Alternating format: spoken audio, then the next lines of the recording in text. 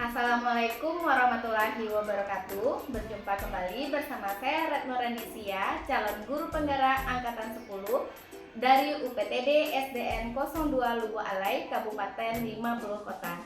Kali ini saya tidak sendirian, saya ditemani oleh rekan sejawat saya, Ibu Wahyuni Novita Kadri, guru kelas 5 UPTD SDN 02 Lubu Alai. Assalamualaikum Bu Pipi. Waalaikumsalam. Bagaimana kabarnya hari ini? Alhamdulillah baik. Ibu bagaimana kabarnya? Alhamdulillah, super sekali pada hari ini ya Bu Pipi ya. Nah, pada hari ini kita akan melakukan praobservasi atau bincang-bincang sedikit ya Bu Pipi.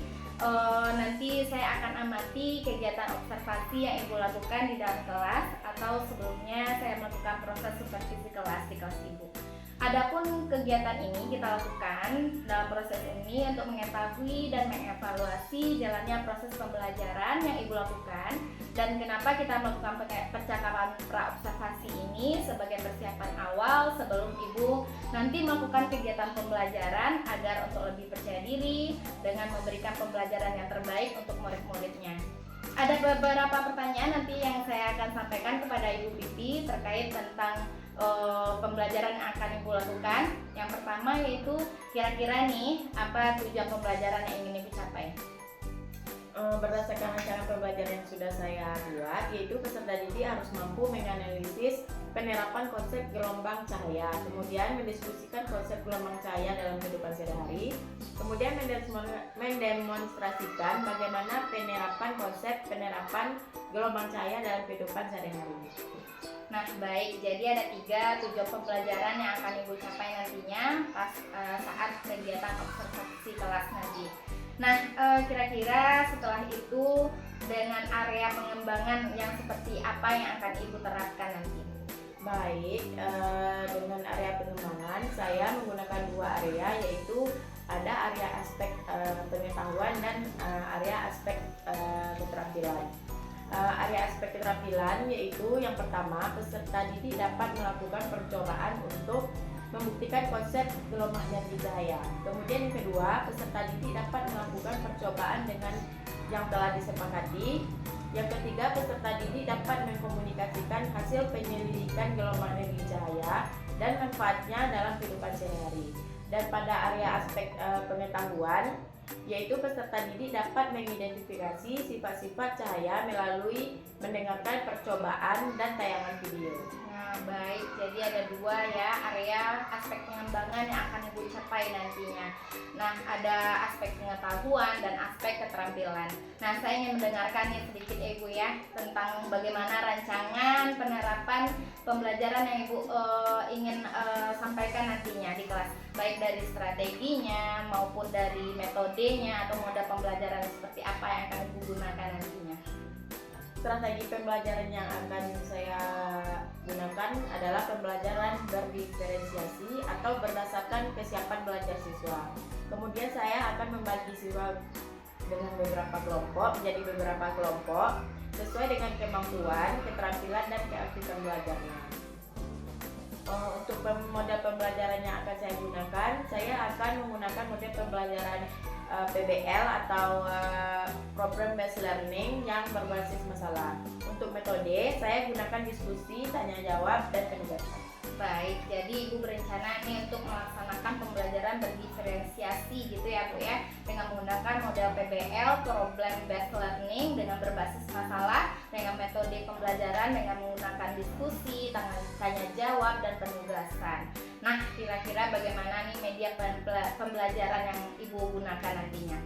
Nah, untuk media pembelajaran saya menggunakan media konkret seperti senter, gelas bening, sendok, kaca, kertas putih, air putih, dan terakhir saya menayangkan video pembelajaran yang saya sudutkan dari YouTube. Selain itu juga saya berikan LKPD dan lain-lain. Nah banyak sekali ya media pembelajaran yang akan Ibu gunakan nantinya. Mudah-mudahan pembelajaran Ibu nanti menarik untuk siswa nih. Nah kira-kira kapan nih Ibu mau melaksanakan kegiatan observasi ini? Terus dengan mata pelajaran apa dan di jam keberapa? Rencananya observasi ini akan dilakukan di kelas 5 pada jam pertama sampai jam kedua pada hari Kamis dengan mata pelajaran IPAS. Oh baik. baik. Jadi nanti kita akan ketemu kembali di hari Kamis ya Bu ya, di jam pertama dan jam kedua. Nah, saya akan melihat dan mencatat hal-hal apa saja yang terjadi nih di kelas Ibu Pipi nantinya. Nanti setelah Ibu melakukan kegiatan observasi pembelajaran di kelas, kita akan mengadakan percakapan lagi yang terakhir. Satu kali lagi nih Bu Pipi, nggak bosan kan? Nah, nanti ada pasca observasi yang akan didampingi oleh pengajar praktik kita. Sebelum itu kita mengakhiri kira-kira apa nih hasil yang Ibu dapatkan dari perbincangan kita pada hari ini. Baik. Saya mendapatkan gambaran tentang media yang akan saya gunakan nanti, serta strategi dan model yang akan saya terapkan. Saya akan persiapkan dari sekarang. Saya memiliki gambaran dari hasil percakapan yang kita lakukan pada hari ini. Baik, terima kasih nih Bu Pipi atas waktunya dan sudah bersedia melakukan percakapan praobservasi dengan saya dan bincang-bincang di praobservasi ini. Sampai ketemu kita di kegiatan observasi kelas di hari Kamis nanti. Demikian percakapan praobservasi dengan Ibu Wahyuni Novita Kadri. Sampai bertemu di kegiatan observasi kelas dan pasca observasi. Assalamualaikum warahmatullahi wabarakatuh. Terima kasih Bu Pipi.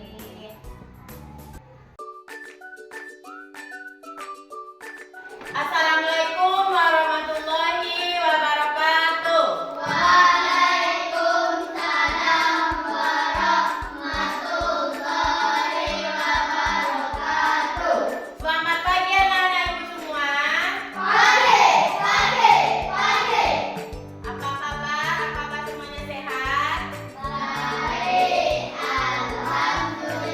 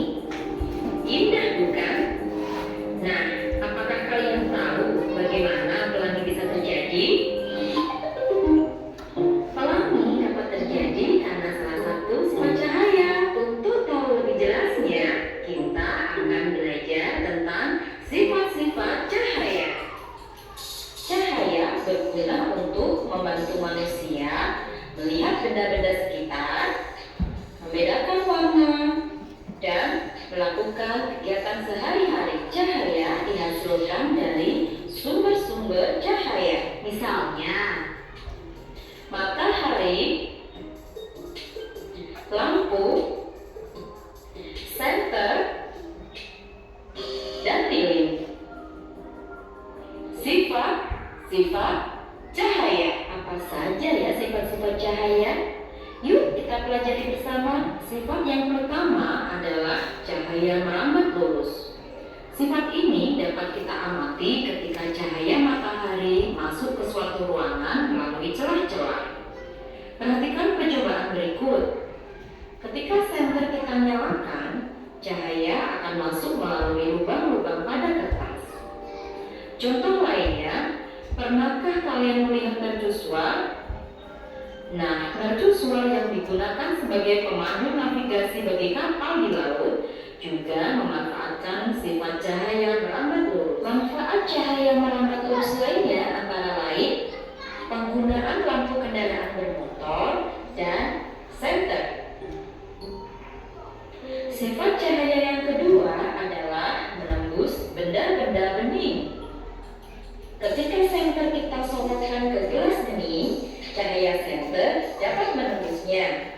Sedangkan ketika kita sorotkan ke batu, cahayanya tidak dapat menembus batu. Perhatikan percobaan berikut. Cahaya pointer dapat menembus toples bening. Sifat cahaya menembus benda bening dimanfaatkan manusia untuk memasang jendela kaca agar cahaya matahari dapat masuk ke dalam ruangan dan ruangan menjadi terang. Sifat yang ketiga adalah cahaya dapat dipantulkan. Cahaya dapat memantul ketika terkena permukaan benda. Pemantulan akan teratur apabila cahaya mengenai benda yang memiliki permukaan rata, seperti cermin. Sifat yang keempat adalah cahaya dapat dibiaskan atau dibelokkan. Perhatikan contoh percobaan berikut. Lihatlah dua pensil dalam gelas ini. Apakah kalian melihat perbedaannya? Betul, pensil dalam gelas berisi air terlihat patah. Contoh lain cahaya dapat dibiaskan adalah kita melihat dasar kolam lebih dangkal daripada aslinya. Sifat cahaya yang kelima adalah cahaya dapat diuraikan. Saat terurai, cahaya menghasilkan berbagai macam warna, yaitu merah, jingga, kuning, hijau, biru, nila, dan ungu. Contoh penguraian cahaya yang dapat kita lihat di kehidupan sehari-hari adalah pelangi. Pelangi biasanya terjadi setelah hujan. Pelangi terjadi karena cahaya matahari mengenai titik-titik air yang ada di udara. Cahaya matahari yang mengenai titik-titik hujan ini diuraikan sehingga terbentuk warna-warna yang indah yang kita lihat sebagai pelangi. Nah, sekarang apakah kalian sudah tahu bagaimana pelangi bisa terjadi? Untuk membuktikan bahwa cahaya terdiri atas beberapa warna, dapat dilakukan dengan melakukan percobaan cakram warna. Nah, untuk lebih jelasnya, kita akan mendemonstrasikan sifat-sifat cahaya dalam bentuk kelompok. Ibu sudah membentuk kelompoknya kemarin. Sekarang silakan duduk berkelompok yang sudah Ibu susun kemarin. Tugas-tugas untuk anak-anak Ibu, yang pertama itu membuktikan apakah benar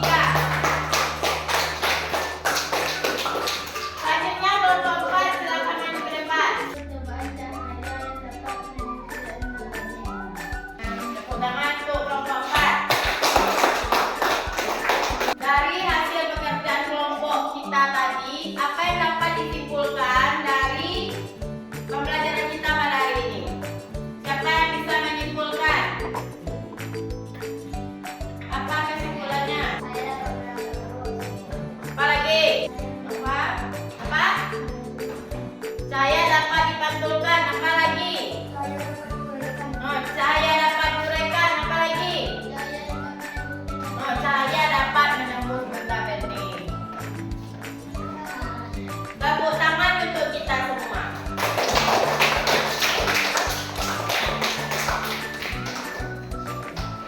Jadi ibu ulangi lagi. Cahaya adalah sinar yang berasal dari sumber cahaya. Apa saja sumber cahaya itu? Ada matahari, lampu, senter, dan lilin. Kemudian cahaya mempunyai beberapa sifat. Yang pertama, dapat merambat lurus. Yang kedua, cahaya dapat menembus benda bening.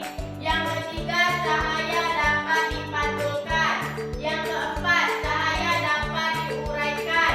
Yang kelima, cahaya dapat dihiaskan. Kemudian ada yang keenam, cahaya dapat membentuk bayangan. Oke?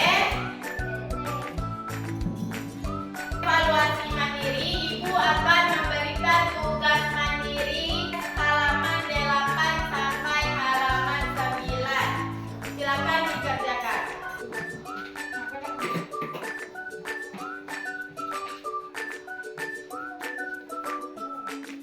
Setelah untuk mengakhiri pembelajaran kita pada hari ini, ibu akan memberikan lembar refleksi yang akan anak ibu isi. Di situ ada beberapa refleksi atau pertanyaan-pertanyaan yang bisa akan ibu jawab. Cari gambar yang paling mewakili perasaanmu saat ini. Ada sedih dan ada gambar.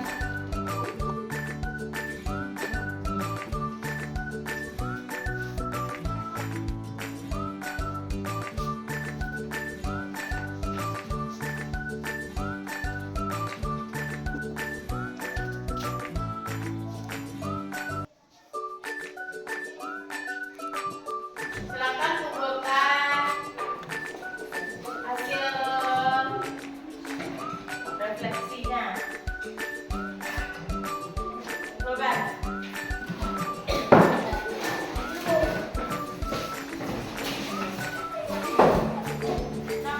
Baiklah, sekian untuk pembelajaran kita pada hari ini. Semoga bermanfaat dan anak-anak ibu lebih paham apa saja tadi sifat-sifat saya.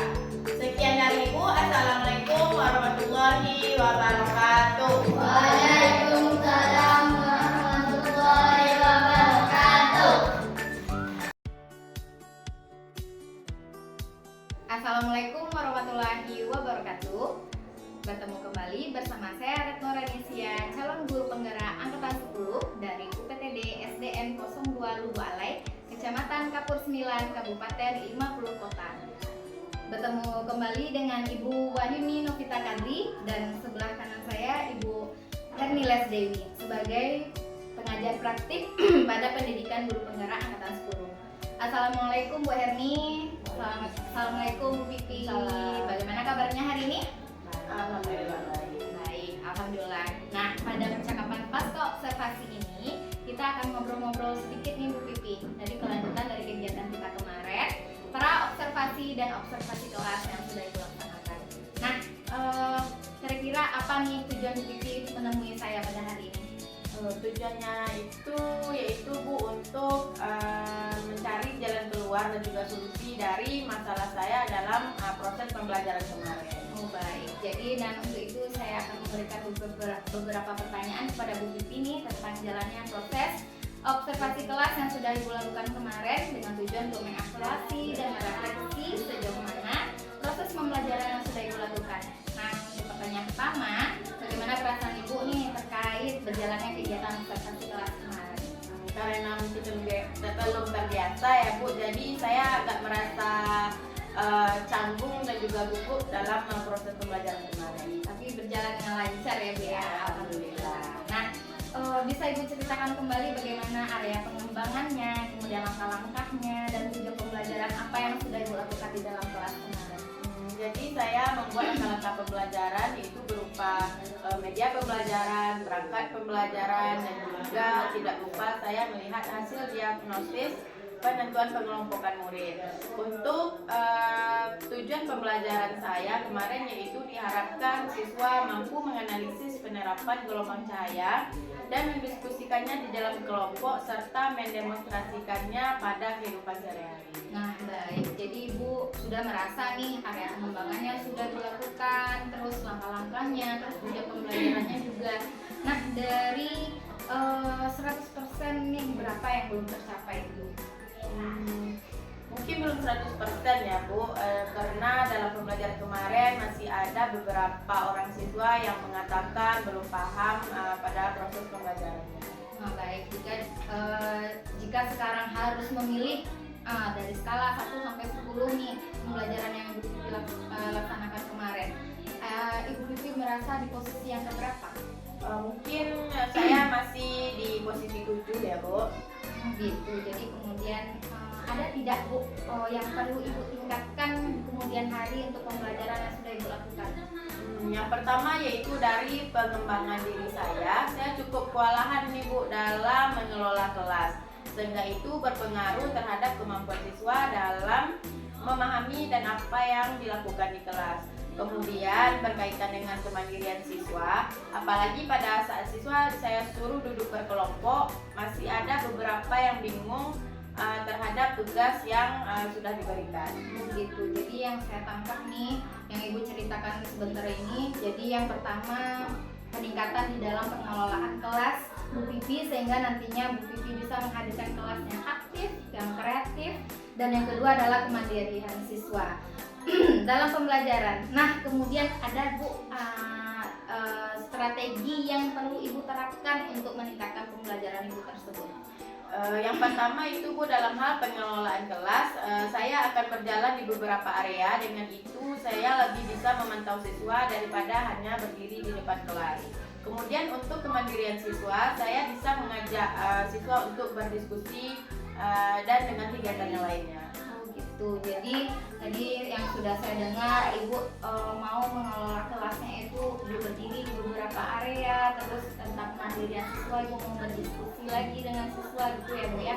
Nah, saya pengen tahu lagi nih, ada nggak strategi khusus yang harus Ibu terapkan lagi untuk pembelajaran berikutnya?